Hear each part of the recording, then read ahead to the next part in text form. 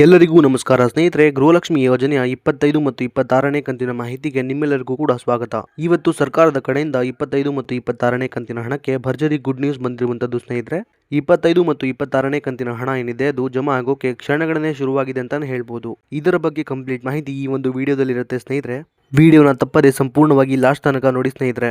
ವಿಡಿಯೋನ ಎಲ್ಲೂ ಕೂಡ ಸ್ಕಿಪ್ ಮಾಡಬೇಡಿ. ಎಲ್ಲ ಮಹಿಳಾ ಫಲಾನುಭವಿಗಳಿಗೂ ಭರ್ಜರಿ ಅಂದರೆ ಭರ್ಜರಿ ಗುಡ್ ನ್ಯೂಸ್ ಇದೆ ಅಂತಾನೆ ಹೇಳ್ಬೋದು. ಹೌದು ಸ್ನೇಹಿತರೆ, ಈ ಒಂದು ವಿಡಿಯೋದಲ್ಲಿ 25 ಮತ್ತು 26ನೇ ಕಂತಿನ ಗೃಹಲಕ್ಷ್ಮಿ ಯೋಜನೆಯ 2,000 ರೂಪಾಯಿ ಹಣ ಏನಿದೆ ಅದು ಮೊದಲ ಹಂತದಲ್ಲಿ ಯಾವೆಲ್ಲ ಜಿಲ್ಲೆಗಳ ಫಲಾನುಭವಿಗಳಿಗೆ ಮೊದಲು ಜಮಾ ಆಗಲಿದೆ ಅನ್ನೋದನ್ನ ತಿಳಿಸ್ಕೊಡ್ತೀನಿ ಸ್ನೇಹಿತರೆ.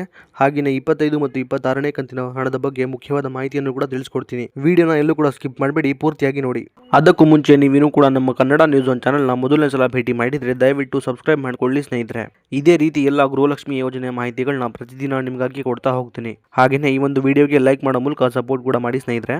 25 ಮತ್ತು 26ನೇ ಕಂತಿನ ಗೃಹಲಕ್ಷ್ಮಿ ಯೋಜನೆಯ ಹಣದ ಬಗ್ಗೆ ನಮ್ಮ ಕರ್ನಾಟಕ ರಾಜ್ಯ ಸರ್ಕಾರದ ಕಡೆಯಿಂದ ಒಂದು ಗುಡ್ ನ್ಯೂಸ್ ಕೊಟ್ಟಿದ್ದಾರೆ ಅಂತಾನೆ ಹೇಳ್ಬೋದು ಸ್ನೇಹಿತರೆ. ಅದೇನಪ್ಪಾ ಅಂದ್ರೆ 25 ಮತ್ತು 26ನೇ ಕಂತಿನ ಗೃಹಲಕ್ಷ್ಮಿ ಯೋಜನೆಯ ಹಣ ಏನಿದೆ ಅದು ನಾಳೆಯಿಂದ ಅಂದ್ರೆ ಇದೇ ಜನವರಿ ತಿಂಗಳಿಂದ ಎಲ್ಲ ಫಲಾನುಭವಿಗಳ ಖಾತೆಗಳಿಗೆ ಬಿಡುಗಡೆ ಮಾಡುವ ಪ್ರೋಸೆಸ್ ಸ್ಟಾರ್ಟ್ ಆಗುತ್ತೆ ಅನ್ನುವಂತಹ ಒಂದು ಗುಡ್ ನ್ಯೂಸ್ ಸಿಕ್ಕಿದೆ ಸ್ನೇಹಿತರೆ.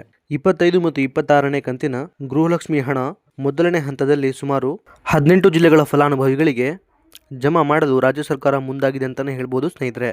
ಈಗ ಯಾವೆಲ್ಲ ಜಿಲ್ಲೆಗಳಿಗೆ ಮೊದಲನೇ ಹಂತದಲ್ಲಿ 25 ಮತ್ತು 26ನೇ ಕಂತಿನ ಗೃಹಲಕ್ಷ್ಮಿ ಯೋಜನೆಯ ಹಣ ಜಮಾ ಆಗುತ್ತೆ ಅನ್ನೋದು ನಾವು ನೋಡ್ತಾ ಹೋಗೋಣ ಬನ್ನಿ ಸ್ನೇಹಿತರೆ.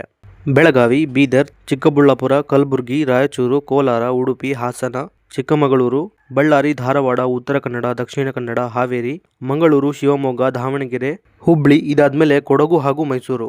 ಟೋಟಲ್ ಆಗಿ ಒಟ್ಟು 18 ಜಿಲ್ಲೆಗಳಿಗೆ ಅಂದ್ರೆ ನಾನೀಗ ತಿಳಿಸ್ಕೊಟ್ಟಿರುವಂತಹ 18 ಜಿಲ್ಲೆಗಳೇನಿದೆ ಈ 18 ಜಿಲ್ಲೆಗಳಿಗೆ 25 ಮತ್ತು 26ನೇ ಕಂತಿನ ಗೃಹಲಕ್ಷ್ಮಿ ಯೋಜನೆಯ ಹಣ ಏನಿದೆ ಅದು ಮೊದಲನೇದಾಗಿ ಈ ಜಿಲ್ಲೆಗಳ ಮಹಿಳಾ ಫಲಾನುಭವಿಗಳಿಗೆ ಜಮಾ ಆಗ್ತಿರುವಂತದ್ದು ಸ್ನೇಹಿತರೆ. ಈಗ ಇಲ್ಲೊಂದು ಕ್ಲಾರಿಟಿನ ನಿಮ್ಮೆಲ್ಲರಿಗೂ ಕೂಡ ಕೊಡ್ತೀನಿ ಸ್ನೇಹಿತರೆ. ಅದೇನಪ್ಪಾ ಅಂದ್ರೆ ಈಗ ನಾನು ತಿಳಿಸ್ಕೊಟ್ಟಿರುವಂತಹ 18 ಜಿಲ್ಲೆಗಳೇನಿದೆ ಈ 18 ಜಿಲ್ಲೆಗಳಲ್ಲಿ ಸಂಪೂರ್ಣವಾಗಿ 25 ಮತ್ತು 26ನೇ ಕಂತಿನ ಗೃಹಲಕ್ಷ್ಮಿ ಯೋಜನೆಯ ಹಣ ಏನಿದೆ ಅದು ಎಲ್ಲಾ ಫಲಾನುಭವಿಗಳಿಗೆ ಒಟ್ಟಿಗೆ ಜಮಾ ಆಗೋದಿಲ್ಲ ಸ್ನೇಹಿತರೆ. ಅಂದ್ರೆ ಹಂತ ಹಂತವಾಗಿ ಇದೇ ಜನವರಿ ತಿಂಗಳು ಮುಗಿಯೋದ್ರೊಳಗೆ ಎಲ್ಲ ಫಲಾನುಭವಿಗಳ ಖಾತೆಗಳಿಗೆ ಜಮಾ ಆಗುತ್ತೆ ಸ್ನೇಹಿತರೆ. ಯಾಕಂದ್ರೆ ಸಂಪೂರ್ಣವಾಗಿ ಎಲ್ಲ ಫಲಾನುಭವಿಗಳಿಗೆ ಹಣ ಜಮಾ ಆಗೋಕೆ ಕನಿಷ್ಠ ಅಂದ್ರೂ ಸಹ 15ರಿಂದ 20 ದಿನಗಳ ತನಕ ಸಮಯ ಬೇಕೇ ಬೇಕು ಸ್ನೇಹಿತರೆ. ಈ ಮಾಹಿತಿಯನ್ನ ಖುದ್ದು ಲಕ್ಷ್ಮೀ ಹೆಬ್ಬಾಳ್ಕರ್ ಮೇಡಮ್ ಅವರು ನೀಡಿದ್ದಾರೆ. ಹಾಗಾಗಿ ಒಂದು ದಿನಕ್ಕೆ ಇಷ್ಟು ಫಲಾನುಭವಿಗಳಿಗೆ ಅನ್ನುವಂಥ ಒಂದು ರೀತಿಯಲ್ಲಿ 25 ಮತ್ತು 26ನೇ ಕಂತಿನ ಗೃಹಲಕ್ಷ್ಮಿ ಯೋಜನೆಯ 4,000 ರೂಪಾಯಿ ಹಣ ಏನಿದೆ ಅದು ಜಮಾ ಆಗ್ತಾ ಹೋಗುವಂಥದ್ದು ಸ್ನೇಹಿತರೆ.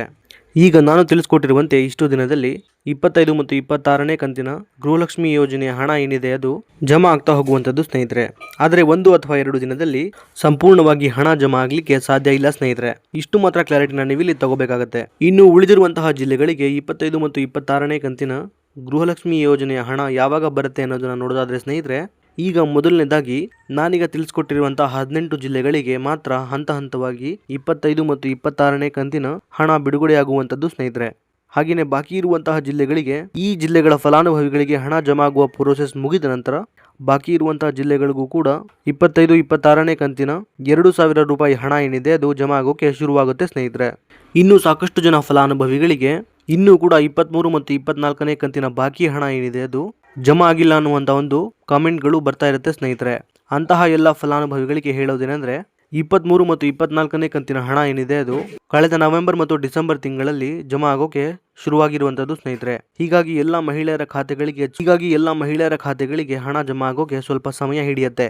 ಆದ್ದರಿಂದ ನಿಮ್ಮ ಖಾತೆಗಳಿಗೂ ಸಹ ಈ ತಿಂಗಳ ಒಳಗಾಗಿ 23 ಮತ್ತು 24ನೇ ಕಂತಿನ ಪೆಂಡಿಂಗ್ ಹಣ ಏನಿದೆ ಅದು ಜಮಾ ಆಗತ್ತೆ. ಹಾಗಾಗಿ ಯಾರು ಕೂಡ ಚಿಂತೆ ಮಾಡುವ ಅಗತ್ಯ ಇಲ್ಲ. ಇದಿಷ್ಟು ಕೂಡ ಇವತ್ತಿನ ಮಾಹಿತಿಯಾಗಿತ್ತು ಸ್ನೇಹಿತರೆ. ಇದೇ ರೀತಿ ಎಲ್ಲ ಗೃಹಲಕ್ಷ್ಮಿ ಯೋಜನೆಯ ಹೊಸ ಮಾಹಿತಿಗಳಿಗಾಗಿ ನಮ್ಮ ಕನ್ನಡ ನ್ಯೂಸ್ ಒನ್ ಚಾನಲ್ನ ದಯವಿಟ್ಟು ಸಬ್ಸ್ಕ್ರೈಬ್ ಮಾಡಿಕೊಳ್ಳಿ.